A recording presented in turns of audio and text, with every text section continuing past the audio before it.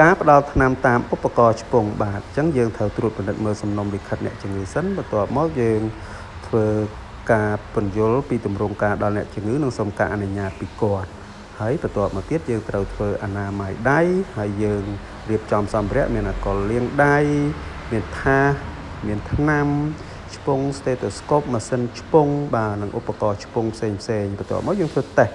ម៉ាស៊ីនយើងសាកមើលថាតើវាដំណើរការឬក៏អត់អញ្ចឹងដើរហើយយើងត្រូវពិនិត្យថ្នាំមើលពីកាលបរិច្ឆេទនិងត្រួតពិនិត្យភាពត្រឹមត្រូវនៃការផ្ដល់ថ្នាំទាំង6យើងដាក់ស្ថានភាពអ្នកជំងឺនៅពាក់កណ្ដាលអង្គុយតោះមកយើងត្រូវធ្វើអនាម័យម្ដងទៀតហើយយើងត្រួតពិនិត្យមើលដង្ហើមរបស់គាត់មើលថាតើសួតគាត់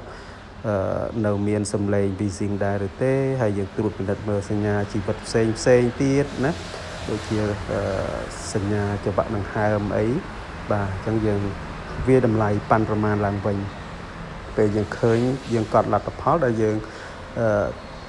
វាតម្លៃហ្នឹងចូលទៅក្នុងឯកសារអ្នកជំងឺបន្ទាប់មកយើងភ្ជាប់ម៉ាស៊ីនឆ្ពង់ឬក៏យើងភ្ជាប់ទៅនឹងបំពង់អុកស៊ីហ្សែនហើយយើងដាក់ថ្នាំតាមវេជ្ជបញ្ជាហើយពេលបានហើយយើងចាប់ផ្ដើមបើកម៉ាស៊ីនឆ្ពង់ឲ្យដំណើរការបន្ទាប់មកយើងពាក់ម៉ាស់ទៅលើអ្នកជំងឺបាទជួយដាក់គាត់ឲ្យបានសមស្របមកហើយលើកទឹកចិត្តឲ្យគាត់ដកដង្ហើមវែងដកចូលតាមមាត់បញ្ចេញតាមច្រមុះណាបាទអញ្ចឹងយើងឲ្យគាត់ប្រឹងដកដង្ហើមវែង